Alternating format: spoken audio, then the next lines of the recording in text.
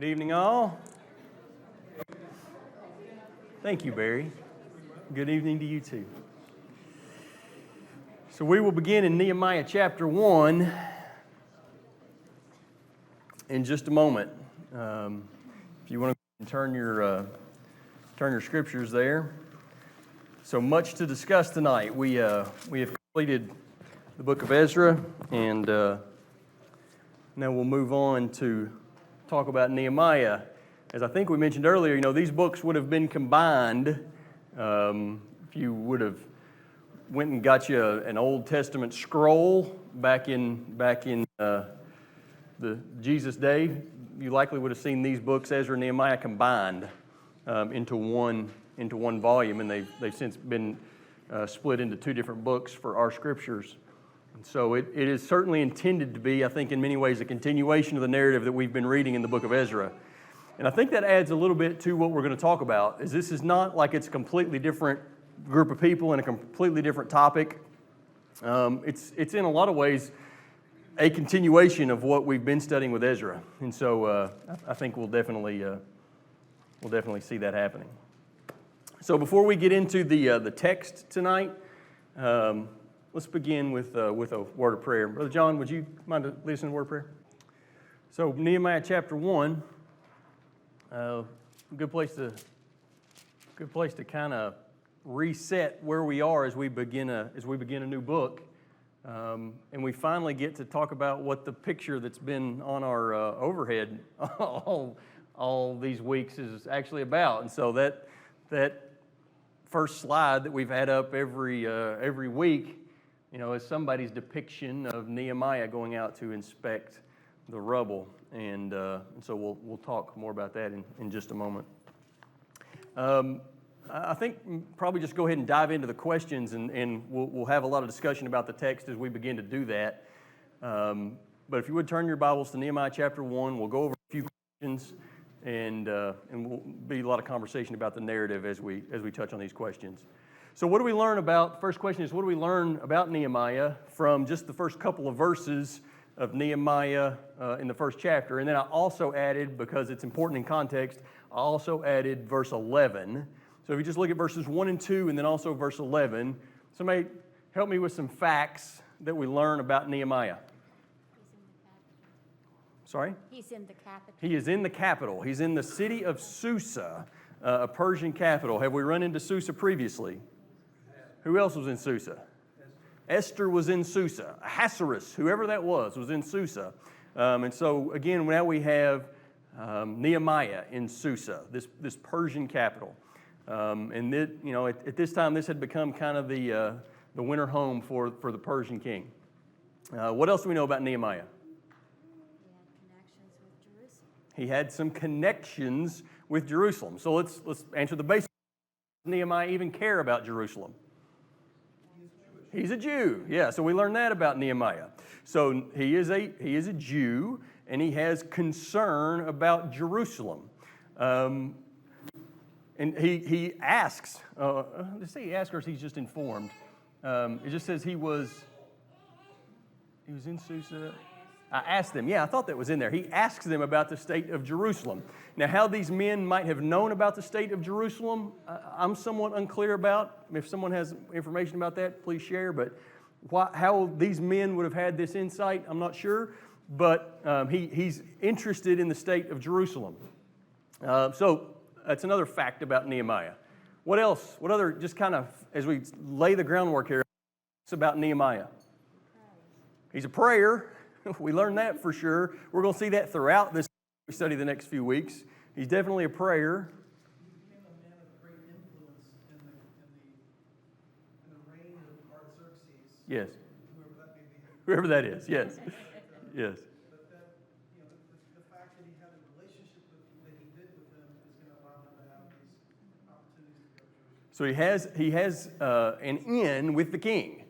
Literally the most powerful man in the world at this time. I mean, that's not hyperbole. That's literally the most powerful man in the world.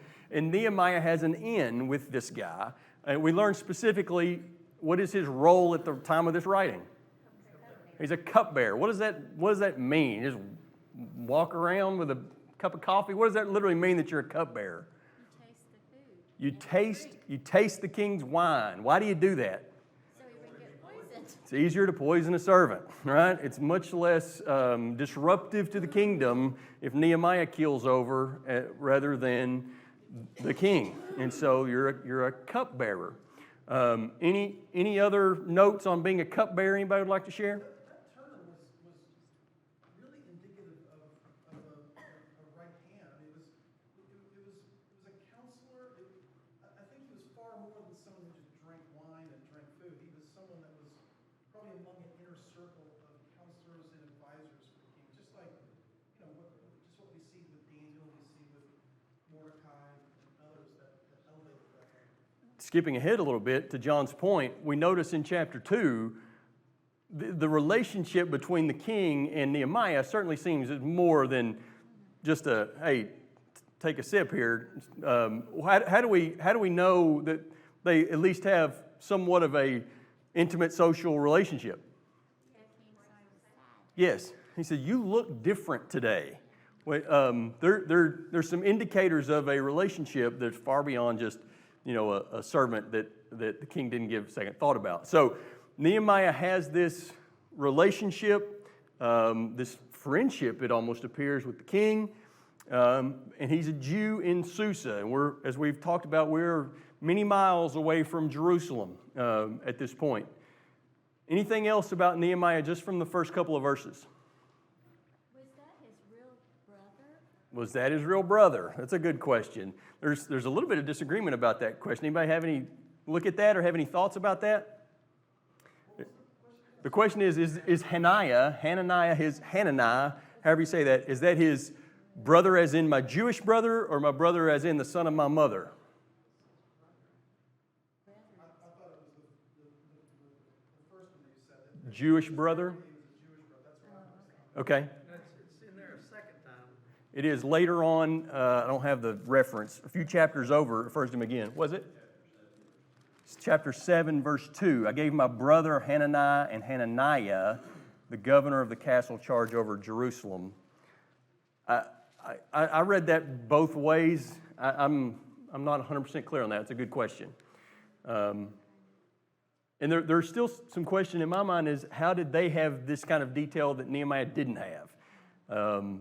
We know that there was some back and forth during this period of people back and forth from Susa to Jerusalem. Had some of these men been there recently, somehow they had some insight. We're not sure how. This may go down a rabbit hole, so I asked this question somewhat tentatively, but has he ever seen Jerusalem? Has Nehemiah ever been to Jerusalem? What does Nehemiah know about Jerusalem? I think he has been in Jerusalem. I think he's going to be mentioned among those in a list in several places. And that's with Nehemiah that put him way back. And that's why the chronology is so messy. Yeah. So this is the landmine you threaten to walk on when you bring up this question. But in Ezra chapter 2 and verse 2, there is certainly a Nehemiah that's in the group that comes with Zerubbabel. Again, there is no further indication that is or is not our Nehemiah of the book of Nehemiah. Just lay that out there as a fact for your consideration. How that fits in the chronology of how Zerubbabel and Ezra and Nehemiah all fit together, we've gone over that. There's a lot of debate about that. I am very unclear whether Nehemiah has been to Jerusalem. It is possible he was with that first group that came with Zerubbabel, got the process started, and then went back to Susa. That is possible if the chronology is short. If the chronology is long and there's a gap in Ezra that we talked about, he's probably never seen Jerusalem. So it's an interesting question. I don't think that we have a full grasp of the answer.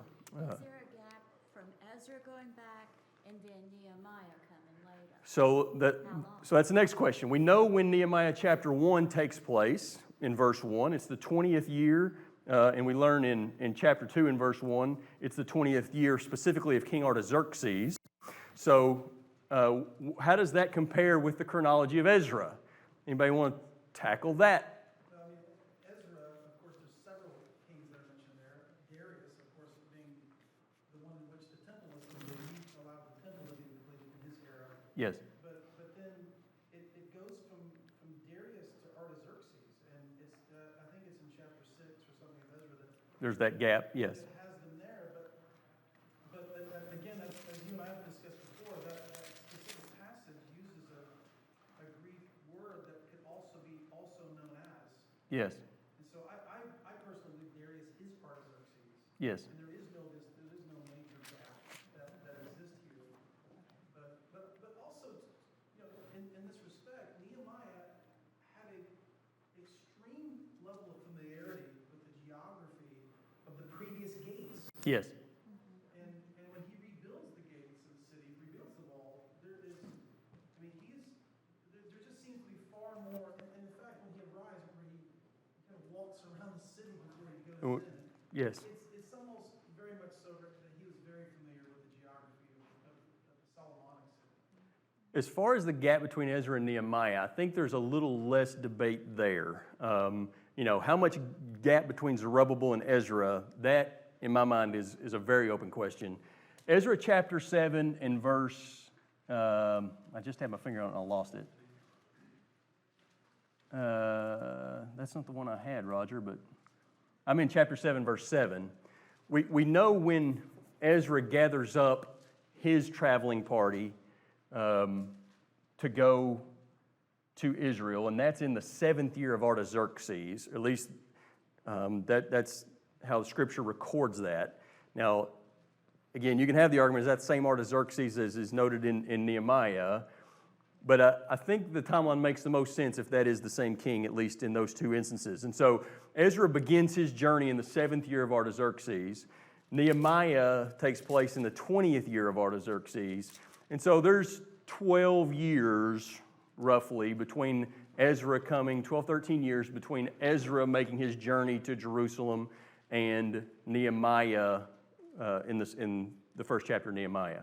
So I feel relatively confident in that answer. We're not talking about generations between Ezra and Nehemiah. We're talking about a few years. I think that makes sense with all the rest of the narrative. And so all the things that we talked about at the end of the book of Ezra, so what has happened at the end of the book of Ezra? What we talked about, the upheaval that Ezra kind of brought about in what way?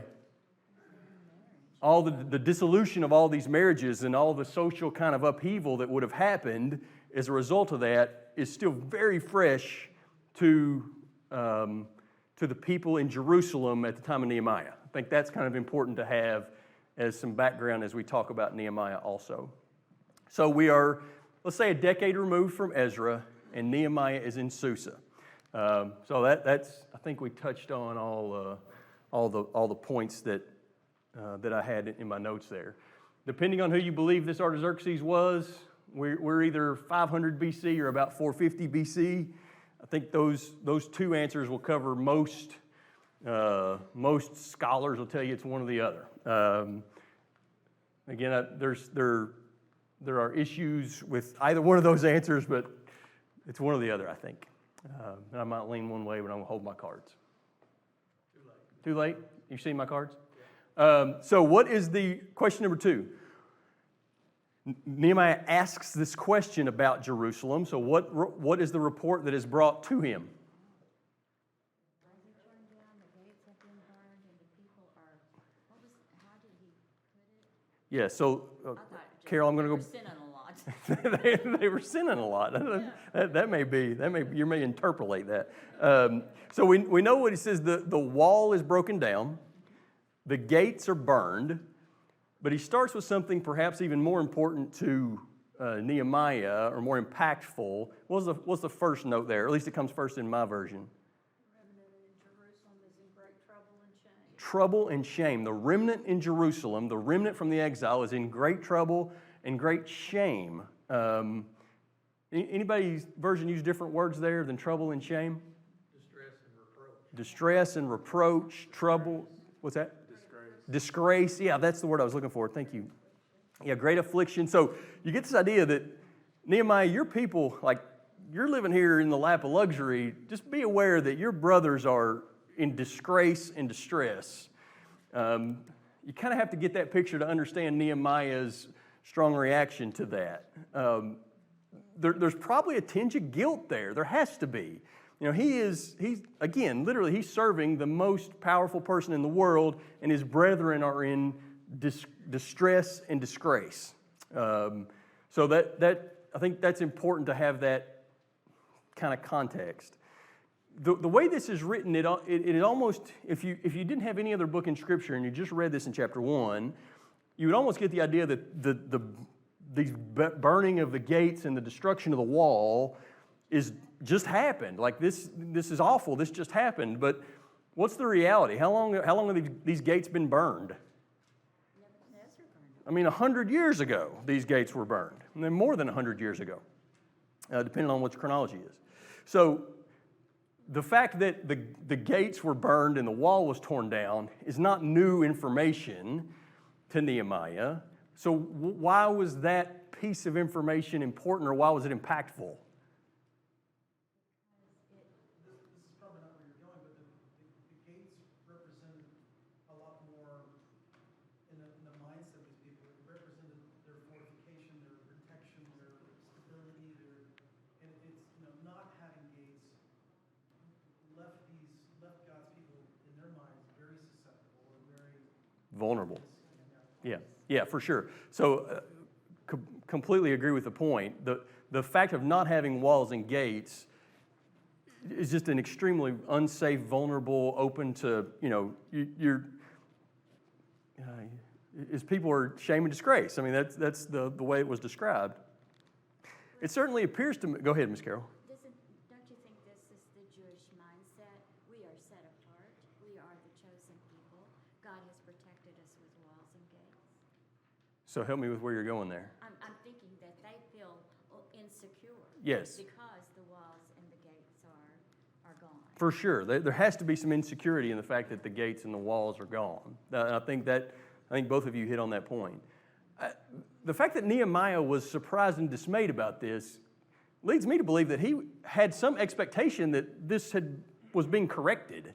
Why else does he have this level of dismay? I mean, this is this is not breaking news. This is broken news. This is 80-year-old news. Like why does this distract and cause him such distress?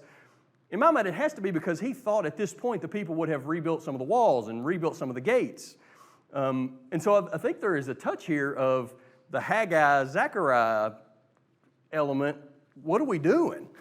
Like, our people have been here for 100 years. Why are these gates still in the same condition that they were when Nebuchadnezzar left? Why is our wall still in the same condition as it was 80 years? We've got all these people in Jerusalem. What are they doing? And all the money they... And by the way, Ezra just took $1 billion. Where did it go? That's a great point, yeah.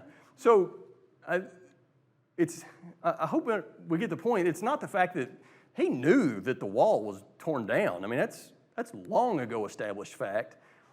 He had to have some expectation that it had not been rebuilt. Which leads to the second part of the question. To what does he attribute that condition? Why were the walls down? Why were the gates burned? Why were the people in disgrace? How does Nehemiah answer that question? Well, I'm sorry? That they had left God. He says that pretty straight. Verse 6, let your ear be attentive and your eyes open to hear the prayer of your servant, that I now pray before you day and night for the people of Israel, your servants, confessing the sins of the people of Israel, which we have sinned against you. Even I and my father's house have sinned. We have acted very corruptly against you and have not kept the commandments, the statutes, and the rules that you commanded your servant Moses. Very much, in some ways, like the prayer of Ezra that we read just a couple of chapters ago. What's the connection between that prayer and the condition of the gates, you think? Well, it seems as though he's attributing, it seems to me that it could be twofold. I mean, the reason why Nebuchadnezzar knocked the gates down to begin with was because of their sin and Yes. faithfulness. So he could have been referring to the beginning of this whole thing. Yes. Being the sin in that respect. But I think he very likely, too, in a double way, just is saying that, sin and reproach has probably led them to not do what they've done. I definitely agree with that. And so if you didn't hear John's point, if you take the long view of history approach here, their sin and reproach literally led to Nebuchadnezzar's destruction of Jerusalem. That's well established. In a shorter time frame, could it be that the sin he's referring to is their sin of not worrying about rebuilding Jerusalem? Again, a little bit of the Haggai-Zechariah point. What are we doing here? We're not being busy about God's work. Everybody's worried about their own stuff, and we're marrying every heathen that comes through the city. Well, why are we not worried about God's stuff? I'm not 100% sure about that, but it certainly seems that way based on how he answers the question. So I think again we covered all that. The remnant's in great trouble and shame, distress, and Nehemiah knows that the walls are broken, but it seems that he expects something different. And I want to turn here to Ezra chapter 4 just for a moment and note something that is said back in Ezra chapter 4 in verse 12.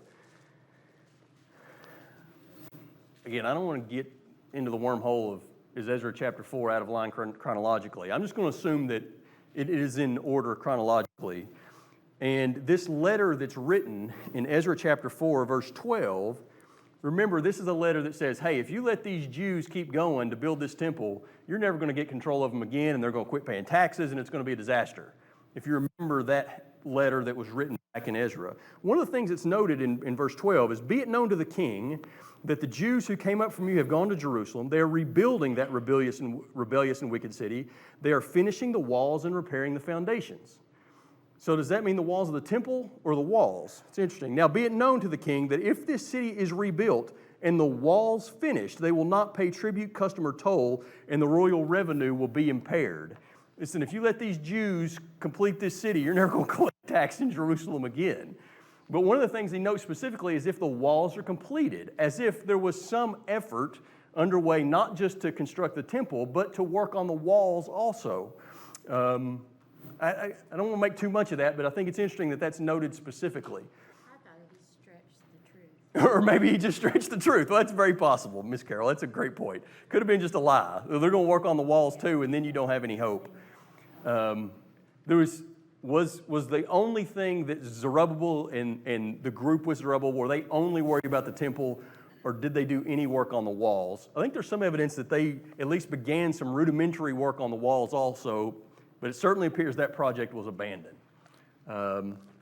And Nehemiah says, because of the sin of the people, and I note in some of the supplemental text, Deuteronomy chapter 30, I think Nehemiah chapter 1 and verse 8 and Deuteronomy chapter 30 are very parallel. Remember the word that you commanded your servant Moses, saying, if you are unfaithful, I will scatter you among the peoples. But if you return to me and keep my commandments and do them, though your outcasts are in the uttermost parts of heaven, from there we'll gather them and bring them to the place I have chosen. Nehemiah quotes that, definitely a Deuteronomy chapter 30 idea. So if I may, Nehemiah 2:6. Yes. If we could just glance at that.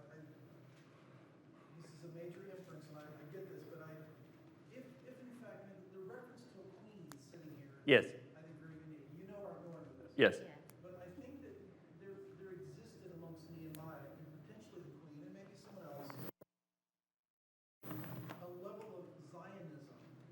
In other words, a national pride that maybe exceeded maybe just the concern of the walls and gates, but the fact that this is the kingdom of David, this is Zion that's referred to by the prophets, this is the holy city of God that's being neglected.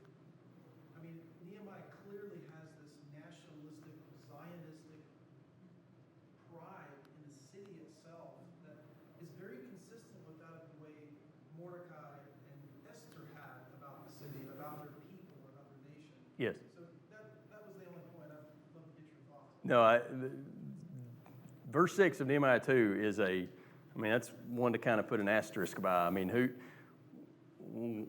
what reason in the narrative do we have to mention the queen? That's certainly, it adds nothing to the narrative unless the queen means something to the reader. So I think that, just note that, could that have been before Esther is at least in the realm of possibility. The verse that you mentioned before that was Nehemiah Yes, yes. Then that ties that together. There's also mentioned a Mordecai who came with Zerubbabel, if you really want to tie all that together. Again, we don't know if it's the same Mordecai. There's no evidence that it is or isn't, but the name is mentioned, again, in Ezra chapter 2, as one of the original travelers with Zerubbabel. Okay, thank you. So I think, any other thoughts or comments on the state of the gates and the walls? Question 3. So what was so now we're into chapter 2. What was the specific request of Nehemiah, and how is this request distinct from the work done by Zerubbabel? I'll tackle that one. What was the specific request of Nehemiah?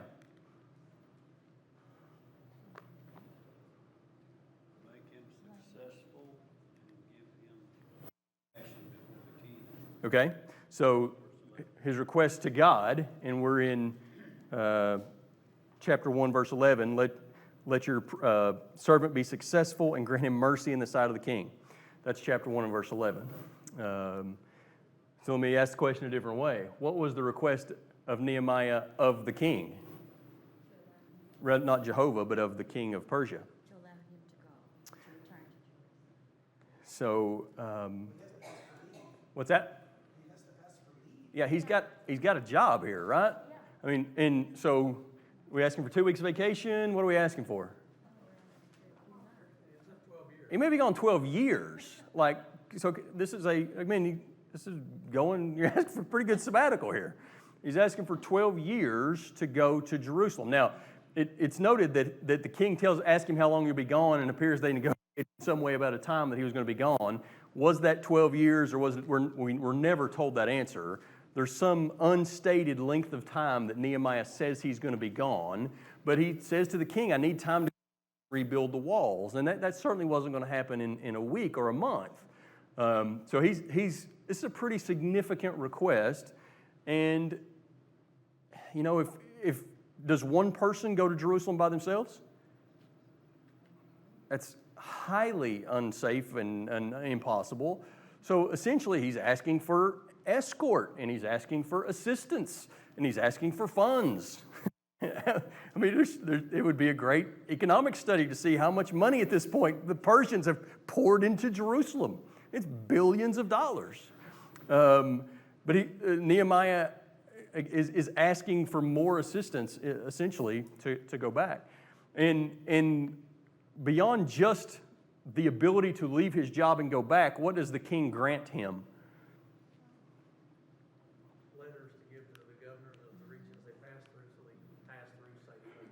So some letters to the governors to explain kind of the task. And we know in the end of chapter 2, just these letters kind of start the friction between Nehemiah and some of the locals.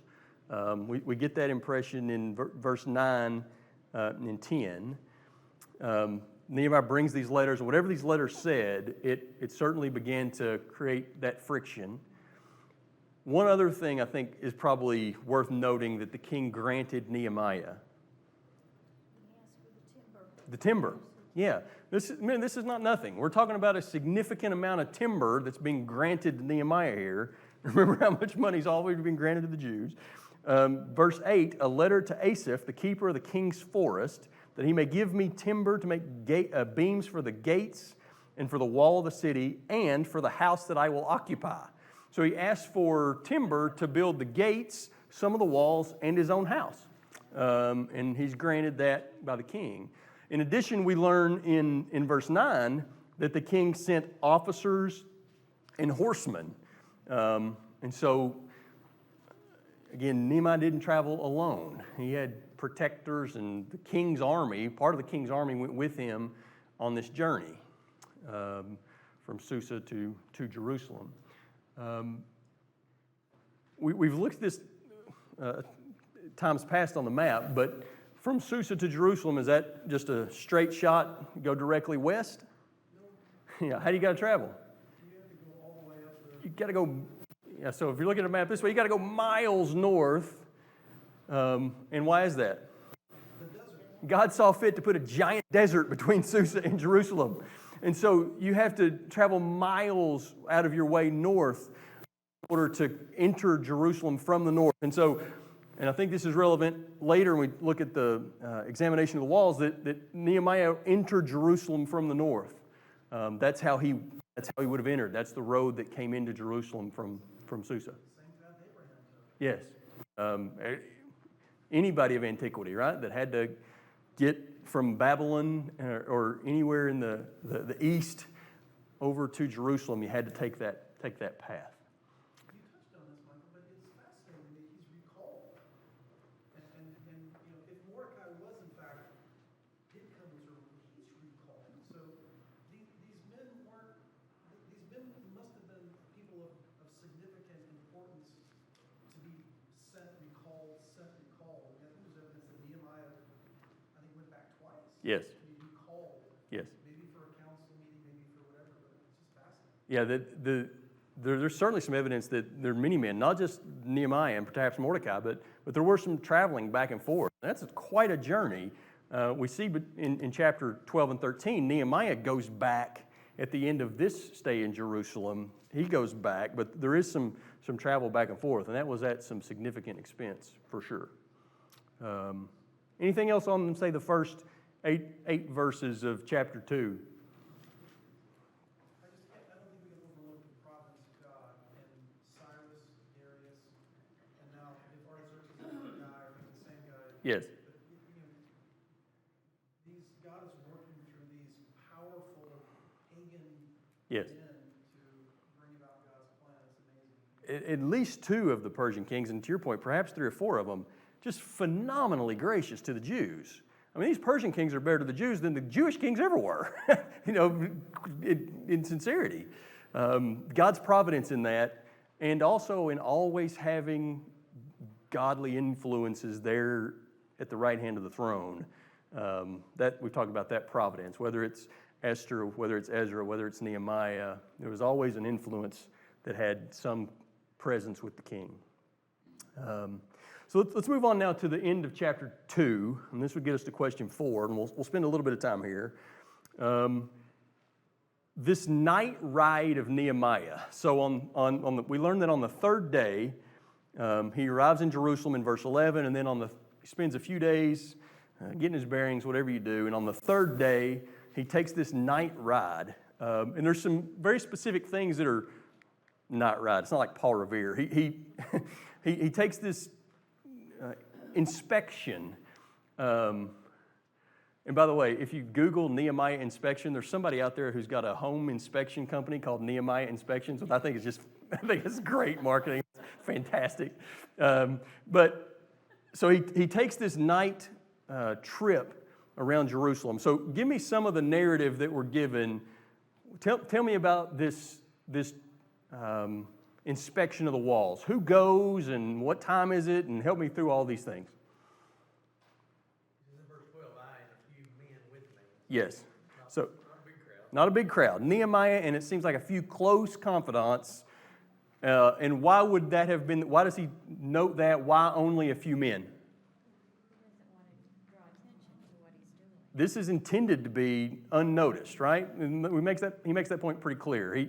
He's not trying to draw a lot of attention. And I don't know if the king's letter didn't note why Nehemiah was coming back to work on the walls. It seemed like it would have been pretty common knowledge at this point, but maybe not. But he's not wanting to draw more attention than necessary from the enemies who have already presented themselves in verses 8 and 9. And so what else about this inspection? He's on some kind of animal. What kind of animal it was is interesting. There's a lot made of, was it a horse or a donkey? Or there's some evidence that it was a donkey. And if you're riding a donkey into Jerusalem, that's certainly got some messianic overtones to it. I'm not good enough in the Hebrew. John, you might check that out and tell us that. But some are convinced it's a donkey. My versions, I'm unclear. But there's only one animal, it appears, in this party. At least that's the way I read that. There was no animal with me but the one on which I rode, in verse 12. So it appears Nehemiah's got the only animal. But there's a few men with him on foot. And so where did they go? I included in your lesson books this, again, trying to reconstruct the exact dimensions of a city 2,500 years ago is difficult at best. And I'll try to zoom in a little bit to make this easier. This is one person's opinion on kind of where some of these sites were. And John, I know there are different visions of what the walls would have looked like in Hezekiah and Nehemiah's time. This is someone's opinion. I think the rough, directionally, I mean, some people have the wall way out in this area. Others have it much tighter to the area in the temple would be up here. But in any case, north, south, east, west, I think is generally correct. And if you read through the narrative of Nehemiah, you can kind of trace his steps. And so in verse 13, which gate did he exit the city? The valley gate. And everywhere that I look, there's some consensus that that's on the west or southwest side of the city. And from there, where do we go?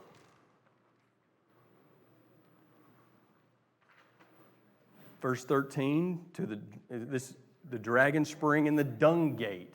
And so we're pretty clear we're traveling south. Some may say southeast, but we're traveling south down to the dung gate, which would be on the south end of the city. And so we can kind of trace Nehemiah and his traveling party, trace their steps a little bit. There's a great story about why it might be called the Dragon Spring. Look that up. Don't have time to dive that down, but it's pretty interesting. So he notes that he's going through this area, inspecting the walls that were broken down, inspecting the gates. And then verse 14, around to the fountain gate. Now we're coming around to the east side of the city and to the king's pool. And at that point, we're getting somewhere in this area, we're getting to a place where the rubble apparently is so severe that the donkey said, no mas. Donkey's not going any farther. And so we abandon the donkey and we go apparently on foot. Verse 14, there's no room for the animal to pass, but I went up by the valley and inspected the wall. I think we're talking about the Kidron Valley here, up on the east side of the city. Now from that point, I'm going to go back to the larger picture. I'm unclear whether Nehemiah went ahead and took this trip around the north edge and came back in the valley gate, or whether he retraced his steps back to the south. It's unclear to me in verse 15. I turned back. Does that mean he just went around the north end and came back, or did it mean he literally turned back and retraced his steps? But entered back in the valley gate where he had exited. If it literally means that he turned back and retraced his steps, that makes some sense to me because we already noted he entered Jerusalem from the north. He would have gotten a look at some of these gates and walls on the north side of the city as he entered. What he probably hadn't seen was all this stuff down on the south side of the city. Is that why he chose to investigate that area? At least that makes some sense to me, for what that's worth. Any other thoughts or comments about this investigation that Nehemiah undertakes? Well, of course, Hezekiah is going to significantly expand the walls of the city way beyond this. Yes. And I guess this may be presupposing that after the destruction of the temple, they never did rebuild those walls. But I don't know if that's true or not, but it was a much bigger city during the time of, the walls were expanded significantly during the time of Hezekiah. Yes. And probably existed until Nebuchadnezzar. So I've always envisioned, the Central Valley or the Triponian Valley that's there on that side, of course, was inside the city walls during the time of Hezekiah. And so you would say that the wall that Nehemiah would have reconstructed would have been, and I certainly saw some drawings that indicated that. Yeah, I think so. Okay. That looks like the city of Solomon Yeah. after he expanded up onto the hill of Moriah. Yeah. In any case, was more just about the directionals as the detail here. Pretty clear he started on the west side, traveled around the south to the east side. Did you sense any level of familiarity, or do you think this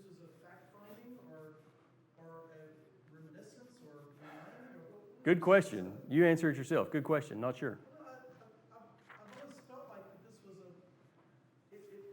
that it was a spiritual experience, and that's why he does it at night. He does it by himself. He does it. This is a holy city, and I sense that he's recollecting, he's reminding, he's assessing, of course, preparing. But I get a sense he's been there. No, I hadn't thought about that question. That's interesting. Is how much of this is remembering how it was, and how can we reconstruct it back to where it was, and would it be to know exactly what it was unless you'd been there before? It's just rubble at this point. Good questions. Anything else on the city or the walls or the gates? I do want to get to question 5 because I think there is something interesting about these opponents, and I don't mean to skip ahead if anybody had other questions. But we are introduced in chapter 2 to 3 opponents of Nehemiah: Sanballat, Tobiah, and Geshem. And I got deeper into this than I intended to. I'll try to go over it quickly. I think we're given some evidence of why these guys might have been opponents in other passages. Come with me just quickly to Nehemiah chapter 13 and verse 28. We learned something very interesting about Sanballat. Nehemiah chapter 13 and verse 28. This is after Nehemiah comes back. This is some 20 years later. But we learned something interesting. Verse 28. One of the sons of Jehoiada, the son of Eliashib the high priest, was the son-in-law of Sanballat the Horonite. I had to draw a family tree for this to make sense to me. I'm not very good at family relationships. I had to draw it out in order for me to make sense of it. But what we learn is, we know that Eliashib was a high priest. He was the son of Jeshua. Remember, we've talked a lot about Jeshua. His son was named Eliashib. And Eliashib had a son named Jehoiada. And Jehoiada had a son that we don't know his name, but we're talking about the grandson of the high priest. Pretty, culturally, spiritually significant family. That person is married to Sanballat's daughter. Sanballat was a Horonite. Did anybody look up what that meant? What's that? Moabite. A Moabite. There's some disagreement whether he's a Moabite or a Samaritan. In either case, he's not a Jew. Sanballat, it appears to me this is a case of the intermarriage that Ezra was worried about at the end of Ezra. Sanballat is one of these guys. His daughter married some of the Jewish royalty. Well, that's not the right word. A very important priestly family. The same is true of Tobiah. His family, Tobiah the Ammonite, was intermarried with a family of some Jewish importance. Meshullam, who's mentioned in Ezra chapter 10 and verse 15, his daughter married Tobiah's son. These men who were fierce opponents of Nehemiah had married themselves into the Jewish inner circle. And so that cleansing that Ezra was doing, this cleaning house that Nehemiah was doing, affected these guys personally. Does that help explain their opposition to Nehemiah's, what he was doing? All right, kids are giving me the stink eye. Thanks everybody for your participation, and I look forward to continuing this on Sunday.